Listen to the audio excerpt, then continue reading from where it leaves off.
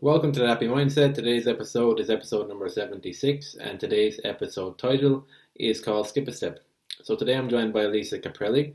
Lisa is a good friend of mine. She was the publisher of my book, Taking My Life Back. Lisa is an author herself. She co-authored Skip a Step, and she's currently in the process of creating a little empire for herself called Unicorn Jazz, which is a series of books for children. She's branched into coloring books now and also into figurine or the toys and stuff. So it's been really incredible to actually watch how much she's actually achieved in such a short space of time with the Unicorn Jazz brand. I know she's got big ambitions and big dreams for it, and it's inspiring to see how she backs it up with action and she takes action on things and makes things happen. So I think you'll get that from Lisa. She's somebody who she doesn't just talk, she also backs it up with action, which is I really like that about her.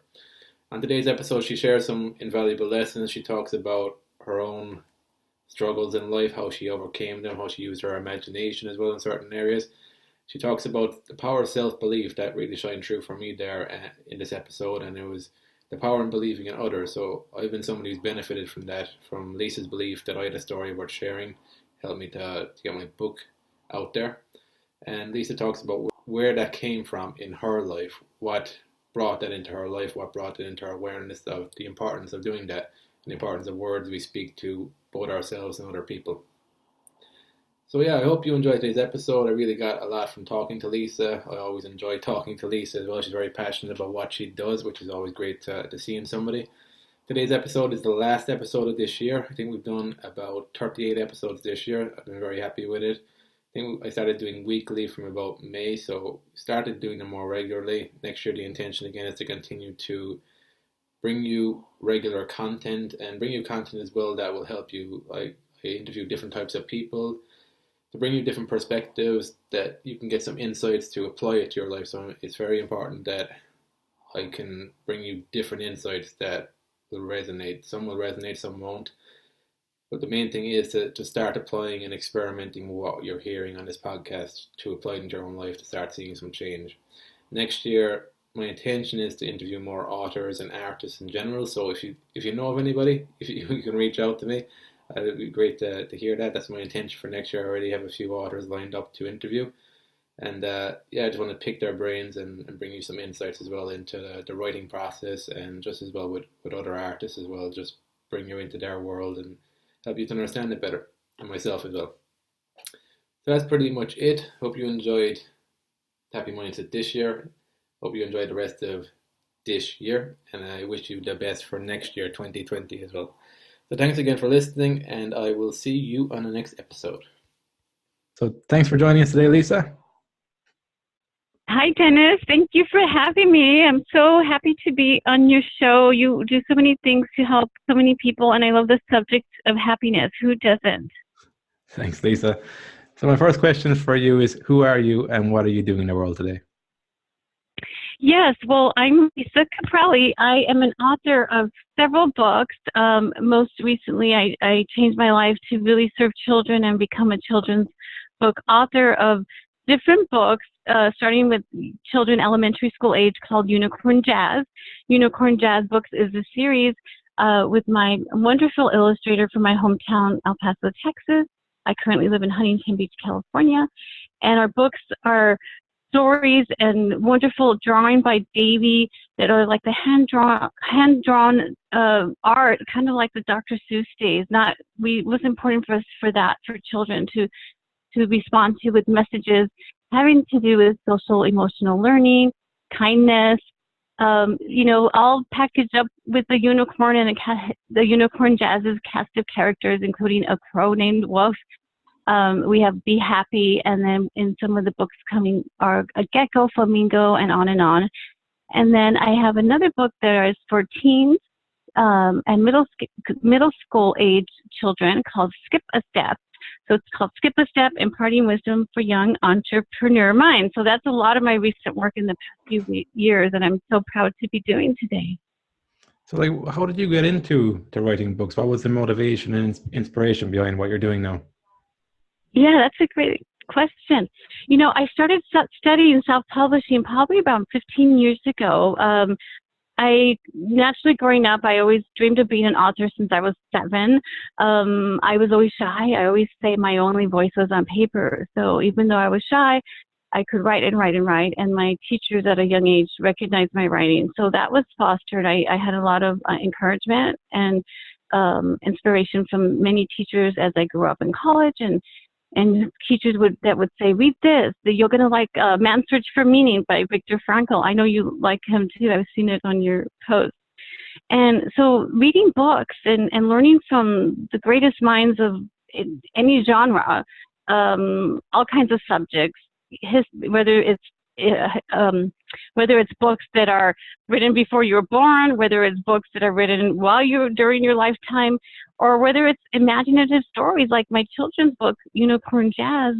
Reading is really powerful, and reading books can really change people's lives. And that's what I love doing. I feel like it's just the biggest legacy I can ever leave. As we know, time is promised to no one. And I feel so empowered and so happy that I have been blessed to figure out the process, and then along the way help other people get published and become authors like yourself with taking your life back. So proud of that work that you've done. I just helped 3 teen authors in my hometown, El Paso, Texas, get published. They get to add the word author to their application when they go to college, and that was very important to them because they are more in the lower socioeconomic category with getting into the schools. So I just did a workshop with Microsoft Office. We've teamed up with some Unicorn Jazz children's writing and creative workshops, and it's been well received. And it just comes on. It just goes on and on, the amount of people's lives that you can touch with writing. Mm. So actually, how about Man's Search for Meaning there? Actually, that book is one of my favorites too. What did you learn from that book? Was there any key thing that stood out to you? Oh my God. Gosh, I love that book. So Viktor Frankl, it must have sold over 48 million books by now. For, the last I Googled it. I love Man's Search for Meaning that, again, here is a guy a true story, that was in a concentration camp. He was a prisoner of war. And he talks about different parts of the story, which I've highlighted the book backwards and forward. I've recommended it when I've gone on numerous shows for people to please read this book. It will change your life. I think for me, Man's Search for Meaning. What are we all seeking? What is it that, makes us persevere in times of deep struggle, deep adversity? What makes us maybe not? Maybe makes people kind of have a lull. I call it lull, like Lull attitude. And it's when we are faced with adversity or struggle that sometimes we are forced to change ourselves. And he has so many quotes throughout the book that you can Google. And so whenever I think that maybe my life is bad or I have a struggle or a hurdle, I think to myself, my gosh, these people who were in the Holocaust, that was struggle. I've never been a prisoner of war. I'm pretty sure I never will be. And so those people were able to overcome, that survived, and move on and build lives and reestablish life and find happiness again. So for me, Man's Search for Meaning it's within our own selves, but it is ultimately happiness, and it's ultimately love. And in his book, Man's Search for Meaning, he would talk about that if you acted happy or joyful or stood up even just a little taller, your attitude was better, that you lived one more day. And because his background was in psychology, he was looked upon by his fellow camp members, the ones that would survive, for inspiration and the hope. And so as a leader, as you're reading this book, you could just kind of picture him being a leader and realizing that he had the power to help other people with his thinking, with his attitude, with so many things. And I'm sure a lot of it, there's a lot of people that did die, unfortunately. And he talks about the day that many of them would imagine that they would, their day of freedom, when they would get to go home and reunite with their families, their loved ones, what it would be like, how it would, smell like, what the food would be like the champagne that would come out, and all these things that the people that were getting to survive. would talk about, because they want something to look forward to. They want some kind of meaning and hope that one day their lives are going to change and they're not going to be in this deep distress that these Holocaust survivors were in. And so then he says the day of freedom came. He calls it something else in the book. And he says, so they go back and they're looking for their family and their loved ones. They're not there. So he says, so it got even more depressing when they got what they thought they wanted, which was that freedom. And then, of course they had to reinvent their lives and so forth. So, I mean, just reading that book, I just would bawl my eyes out just thinking, wow. And so here's this guy, Viktor Frankl, when he was in the concentration camps, he talks about in his book, Man's Search for Meaning, how he would imagine that one day he's going to get out of this and he's going to teach and tell people all the things and all these lessons he's learning through this, awful ordeal.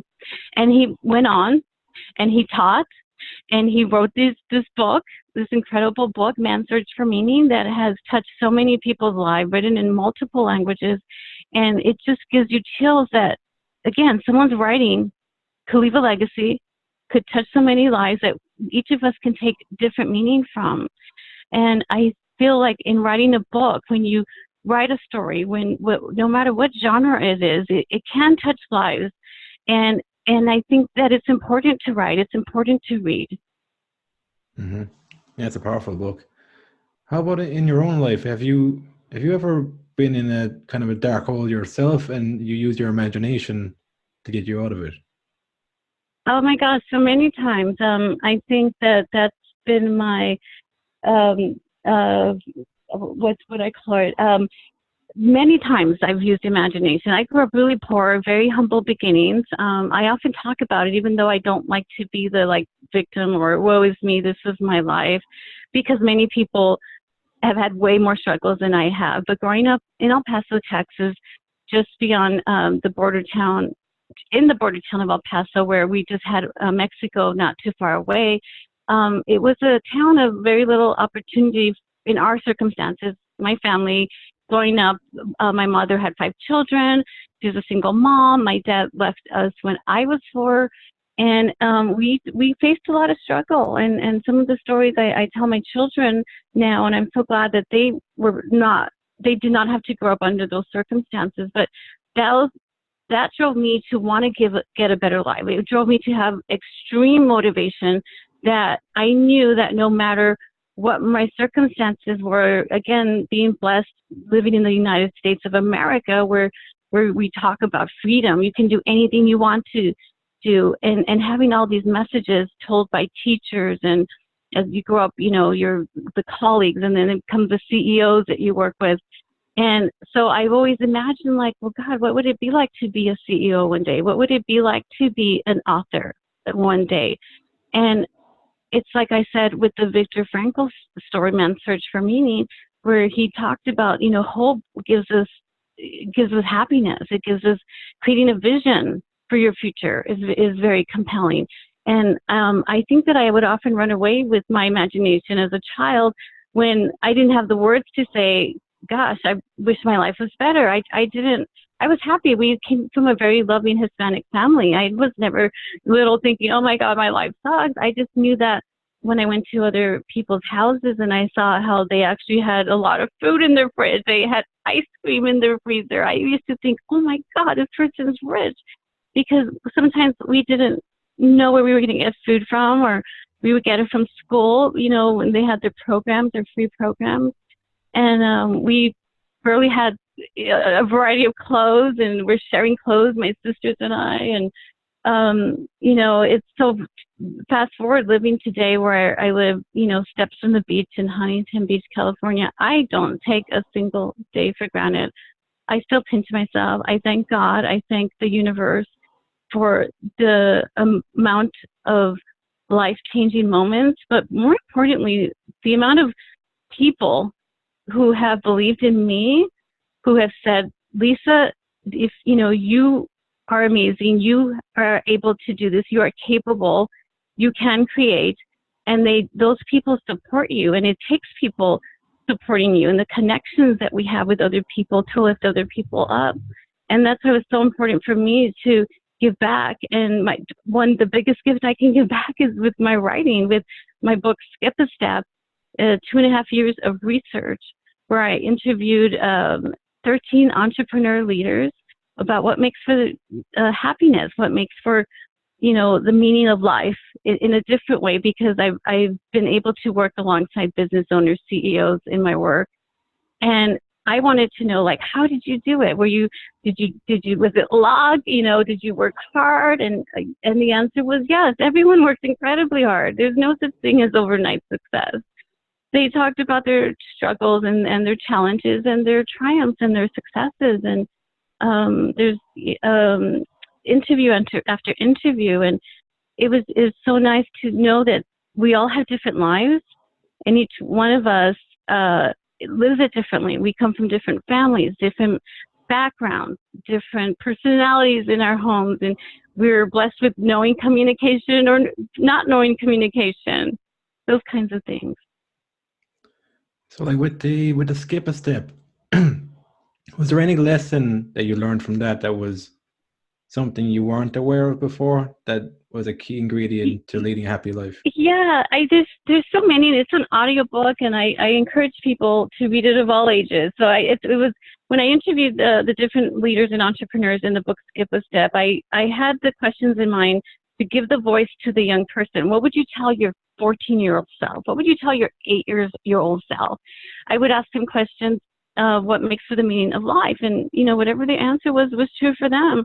And it was common things I was finding, the common ways of summing it up. And I would say what Michael Gerber, who's in chapter 1, a big mega best-selling author, and he's done so many things in his life. He's still alive and kicking at over 80 years old, and he's loving life. I asked him, what is the meaning of life? And he said, why, it's to create. And I would get chills when I would hear that, because again, there I was creating Skip a Step. Little did I know that this book would inspire me to create Unicorn Jazz, because that's what I love to create. Well, creating Unicorn Jazz is creating a plush toy animal that children can play with. That's creating a presentation to share with people, inspire them. That's creating. To create words on paper that leads to a published book. That's creating. Another word that came to mind that almost everybody had was vision for what's ahead. And when you create something with a team, whether you create something for yourself as a goal, like in writing a book, like you've done, Dennis, that's vision. When you started writing a book in January, when we connected, and I showed you the vision. I said, here it is with words, and start writing your dedication. Imagine the book coming to life. What is your book cover going to look like? What is it going to be like for you? And vision can be in a company when you're starting as a startup, when you're starting young, and you're telling your team, this is what's ahead for us. They want to know that we're part of something. That's what makes us rise out of bed. We're supposed to create, and we're supposed to have vision. And when you are a really powerful leader, you can actually express that to the people around you. You can convey it with art, with pictures, with showing people on a whiteboard. That's vision. And I feel that I'm really good at giving people vision. And it comes true. It comes true not magically. It comes through because vision is just a series of step by step by step. And there you go. It's happened. And then that leads to action steps. Yeah, that's it. I think you're also very good at believing in people, giving them the belief that they can do it. That was a key thing for me in writing the book, that somebody else believed I could do it as well. Right. Absolutely. It could be very lonely if you didn't have anyone to do that with. It maybe have taken you longer. It could be like the stories I hear where I've been writing this book for 10 years and it's still on my computer. I don't know what to do with it. Well, the other thing is that you do need somebody, like I felt I needed somebody for feedback, as in like I could think it's great, but somebody else could think this is absolutely rubbish. So I needed some bit of a not being in an echo chamber of my own mind to get perspective, which you would have given me perspective. Yeah, and honest feedback. Right, yeah, and honest, feedback, not just, right. And we all need that. Even for me, like when I have my books come out, all of them, I get honest feedback and my family will give it to me and I want it. I don't take it personal. I need that. And it makes me change and get better.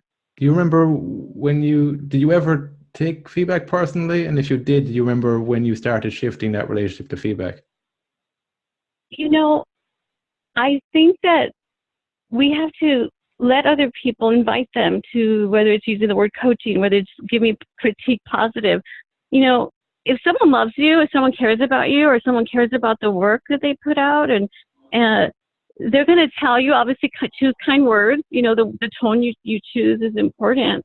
But being invited to look and make something better, because we all need that. And when people give me a feedback, it doesn't bother me. I embrace it, and I take a look at their perspective. So I'm taking someone else's perspective. And obviously, if you're writing a book, get 10 people that understand writing and that read books for a living, that kind of thing, and get 10 different perspectives. You might take it in. You might say, oh, I didn't realize that was a hole in that story. I think that I just know, but you've never known this about me or the story. So then it allows you to tweak it and change it, so that if someone, for example, in reading a book, they're able to understand the message, clear, concise. You're really taking them on the journey that you want to take them on when you write a book. Mm-hmm. Yeah.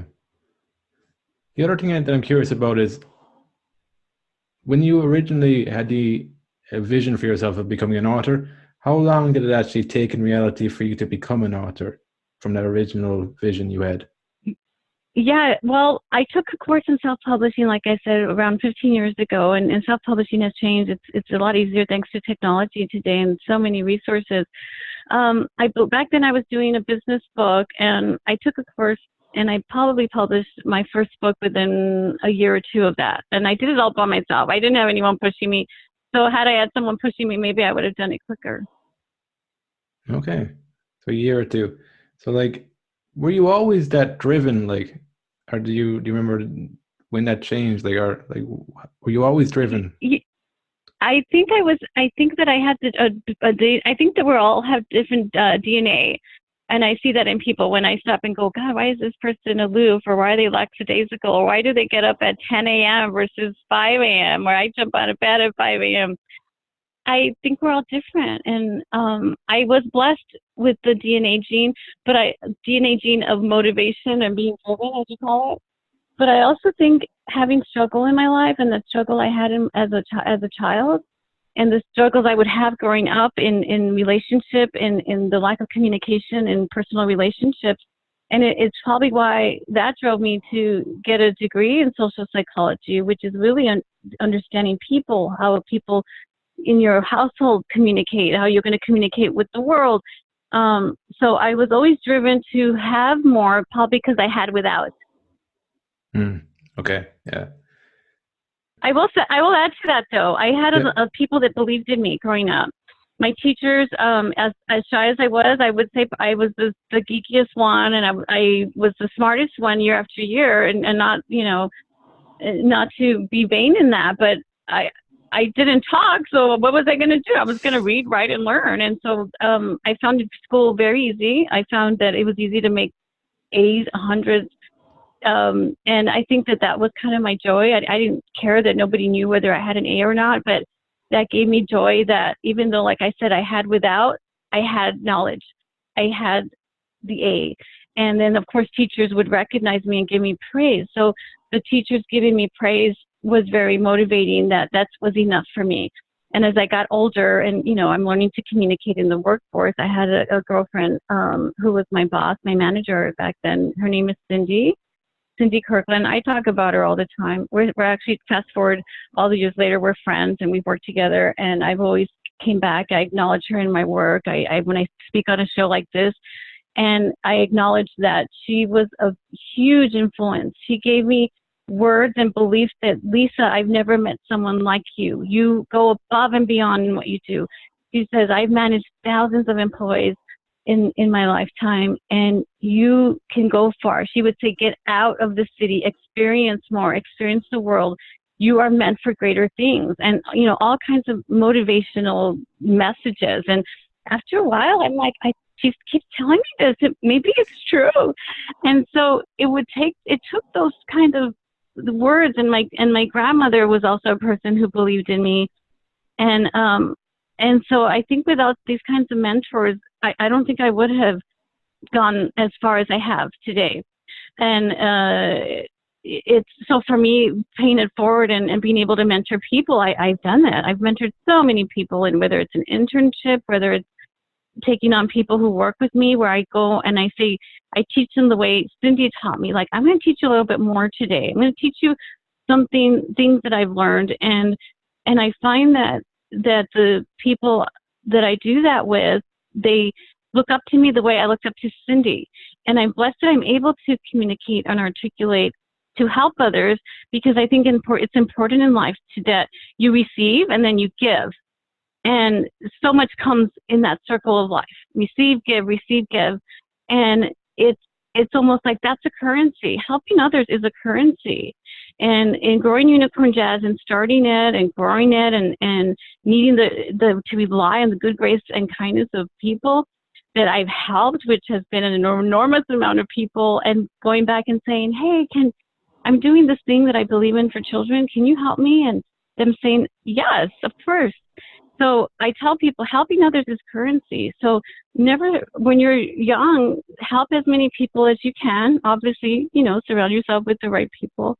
And then as you get older and you do get more and you are getting from that receiving that you've gotten, give it back. Mm-hmm. That's it.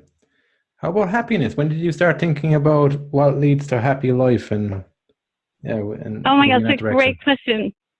Well, when I moved here when I was 29 years old, when I moved to California, knowing nobody, and it was very scary at the time, and really, the short story is not one person supported me, so it was very hard to break away. It was very hard that everyone was saying no, but my heart told me yes, or let's see what happens, And so I moved here within a couple of years. I started and co-founded a business and did really well. I made incredible amount of money with the partner that I had at the time, using my marketing skill set and the skill sets I had built up at the time. We bought cars, fancy cars. We had real estate property in Hawaii, California, and on the outside it looked like we were successful. But I'll tell you, on the inside, I was miserable. I was unhappy. I was not in a good personal relationship. And it was very embarrassing. It was very disheartening that was my truth.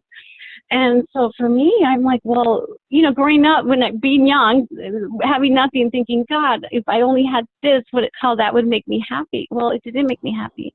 And here I am interviewing people where we were on radio shows and media, doing all these different things, getting so much business from the marketing that I'm going to be proud of that I did. And I would ask other people that had houses and boats, and again, Southern California has so much incredible wealth. And I would ask people that looked like, wow, they must be so happy. Look what they have. And their common answers were, Janice, they were not happy. They had either amassed so much wealth, or they did it so fast they forgot about things and morals and values along the way. And they were doing drugs. I mean, I used to just be like, oh my God, like, are you serious? And what I would do if I had your stuff, or what I would give back, or how I would help children, that kind of thing. So it really made me question and really then think, what is the meaning of life? And we all know it's not money. We know it's money and material possessions are not going to make you happy. But I really wanted to know more than that and dig deeper.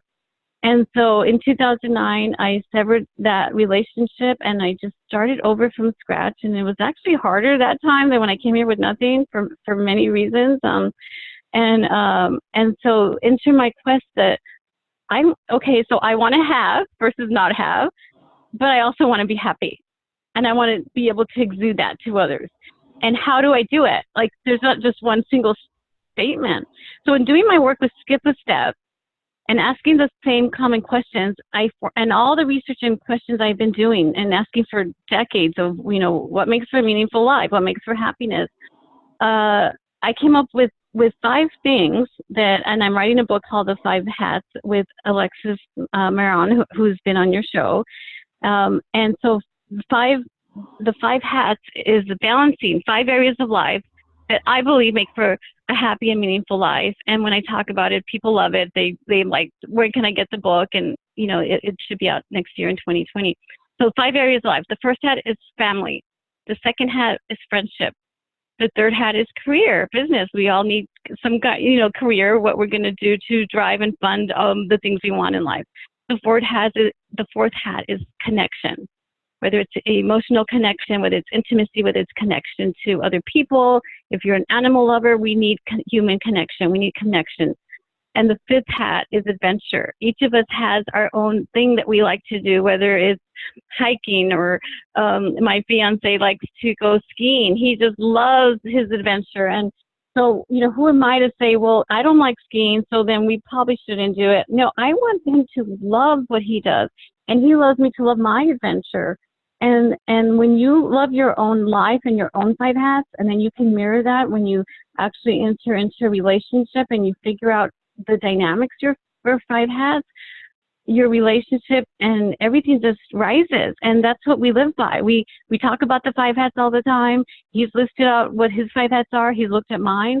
My children's 5 hats are different, but we honor one another, because whatever is true for you and what serves you in the balance, I feel like that's the secret of life, and it's constantly changing. And I will say there's so many sub layers to that. That's why we're putting it into the book.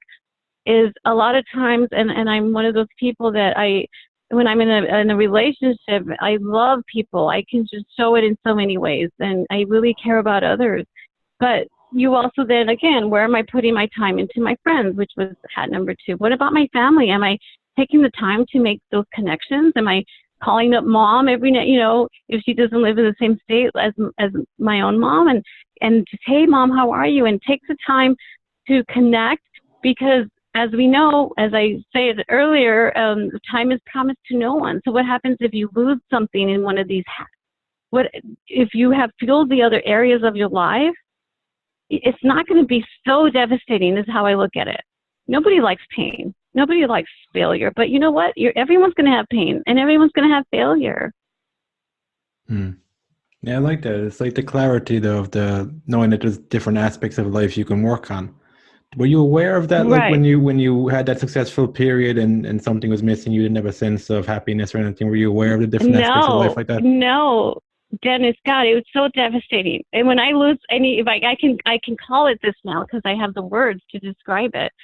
But when I would lose something, when I had to, let a relationship go because it just, as we all know, we go through relationships, and if you get to a point where this relationship does not serve me well anymore, or the goals I want, or the 5 hats that I believe in, and God has given me this purpose to have. And no, I would, if I would, exit a relationship, oh my God, it would be like, I could describe it as balling up in a corner crying and just being so, pathetic in a way. And I didn't like that picture of me. That's not who Lisa is. That's not happiness. But yet, how do you overcome that? And, we can Google things like, what does loss mean? And with loss comes opportunity and different things like that. But that's when I would say to myself in doing this work that, okay, well, we do lose people in life. We do lose loved ones. How do you get through that quicker? Because if you're depressed for 2 years, that's 2 years of your life. And, someone once told me suffering is a choice. So if suffering is a choice, guess what? Happiness is a choice. If suffering is a choice, then happiness is a choice, and you get to decide the choice you're going to make today. You get to decide that. And there's not right or wrong, as we hear. Grieving has no time. If your grief takes you 2 years, or that's fine. That's true for you. If you're able to go through the process and honor whatever it is in 2 months, what about 2 days? Not that you're saying to just, get over people or get over extreme situations, but knowing that, that's what allows me to not be like, woe is me to things, when things don't go my way, when I want something a certain way. I'm able to say, wait, okay, I'm going to spend time with different people in my life, and I really do a good job. I'm not perfect, but I really do live by the 5 hats. I eat and breathe it because I want to live as many happy days as I can, and I want to be able to be the catalyst to show people through example through words, through writing, I want to show people that no matter your circumstances, no matter what has been taken away from you, no matter what has been given to you, that you alone are responsible for your own choices, and you alone are responsible for your happiness. And when you're able to understand this with perspective, with being in the moment, relying on great leaders and great books like The Power of Now by Eckhart Tolle, just all kinds of amazing people that are able to articulate this, to be in your ear, to read about, to learn from, then that makes for the best awesome life you can have. I don't think you could do any more than that. Mm-hmm. Yeah, it's very intentional. And I like the way you mentioned power now. Yeah, I think that's where creation is. It's in the present moment. That's cool that you mentioned that as well. How about Yes, it is. a purpose-driven life? When did you start feeling like you were on purpose in your life? I when I surrendered to losing control of wanting exactly what I wanted in this way, and it not happening exactly as quickly as I wanted. Like if you know me, I'm intense. I want things to happen. I want people to be on the same ride with me, I guess if you call it, and to understand. And if they're not, it's like, it can, but I can take me back. But I've learned that, I've got to honor people for wherever they at. They'll come around. If you, it's contagious. If you're happy and it's hard to lie. I mean, you could be fake, but I'm not. But as far as when did I find this purpose driven? I got out of a bad relationship, and I was done being in bad relationships. I'm like, why does this keep happening to me? Even though, again, it's my choices. I could have left at any given moment.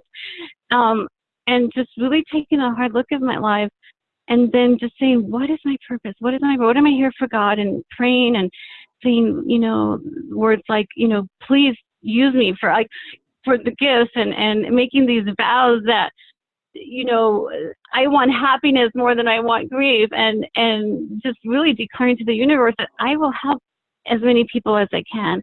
I will help people to not, if it means not feeling this, and going forward and figuring out. And I've had these like voices in that meditation prayer that have said to me, that started, several years ago. It's like, Lisa, you are meant to help millions of people. And it'd be like, what does that mean? And how am I supposed to help millions of people? I'm just little old me. And just stopping and going, well, what are my gifts? What are my gifts? My gifts, I like to write. I'm good at writing. I know how to make books. Books can serve people if you get them out there, right? Books have the ability to reach millions of people. And in doing that, I'm on a quest to do that. I know technology. I wrote a book called Color Your Message in 2015 that went to #1 on Amazon, and I know how to get on YouTube. My son Trey is 14 today. He has over 100 million views on his Trey Jam channel, and I know how to use technology to reach a lot of people. It's not going to happen overnight, but I see it happening. I'm seeing the growth and influence rising month after month, and I know it's going to happen year after year, because I don't stop. I blog about things. I use social media. I connect with people like you, Dennis, who are doing great work in the world. And then you're connected to other great people, and they're connected to other great people. And I think there's just people in this world that are meant to do that. And I love that God has put me in the position to be a leader. I take that role. I'll take that role any day of the week. And you start listening to your inner voice. It's probably the time that when my life circumstances changed, like a few years ago. I just had this, like, better now, better, and really looking at ethics and morals of my own, and I guess cleaning up looking at my own self in the mirror, taking personal responsibility for my decisions instead of blaming others. That was huge. Taking personal responsibility and not blaming others for choices. That was a very enlightening thing for me. That's similar to me, actually. I think when I made the decision to take more personal responsibility, I was able to listen to myself better from that decision. It's interesting. Yeah. Yeah, how did that come to you? Because we don't want to sound like we're crazy. Well, we have these inner voices. Every time I say that, I have to preface. I know we all have self-talk. Yeah. Well, no, I came from like that's what the story that the book's about is through psychosis that I made that conscious decision that I'm taking personal responsibility for my life. And from that, I was able to listen to myself more and to pay more attention to how I felt about things and get more in tune with myself. So over time, that kind of played out. It gets stronger. At the start, it was quite Right. difficult, but I'd made that firm decision that I'm done blaming the outside world, looking outside Yeah. myself for validation, all that kind of stuff. It didn't change overnight, but I'd made that decision. That's where the inner Right. voice And then, kind of and then began to it over. doesn't it feel though like it feels like self-love, and then it feels like peace. It's like a peace that you Peace. you can, right? And life's And simpler. because Life's simpler, like because you're listening mhm. to one voice rather than millions of voices, billions of voices. Right. And rather than blaming someone or being angry at something because it didn't go your way. And again, if you watch behavior, if you watch someone who is angry at something at life or a person because they're blaming that person for affecting their life circumstances, whatever it is, um, you could see like there's, I'm going to call it like this ugliness or this Mm. negative tone or this body language, if you could watch that and watch someone who takes responsibility for things. And we all, every single one of us has to take responsibility. Every one of us is imperfect. And when you get older and I call it get wiser, and you're able to do that, there is a grace about that. Like there's a peace and there's a self-love that you're saying, you know what, I effed up, or I screwed up here, or this is maybe how I could have done something different. And when you tell people that, they actually love you more because you're like me, you're human. Like nobody wants to think like you're the most perfect person, you've never made a mistake, everything is other people's fault except your own. I mean, we all know that's not true. Yeah. Well, it opens you up to creativity then, because creativity is about making mistakes and then actually putting things together in weird and wonderful ways that wouldn't happen if you had this idea of it needs to be perfect or whatever. You procrastinate endlessly with that thought in your head. Right, right. But I think it comes down to learning from other people, and I know that you read a lot and you are able to express a lot. I see that in the work that you do with your social media, and it's really nice that we all have that ability to do that. And of course, when we're young, we're not born with this like chip that here you go, this is the secret to communication, love, happiness, Hmm. greatness. You're not. It's a work of life, and I feel like the older I get, I love getting older. I'm not afraid of it. I actually love it.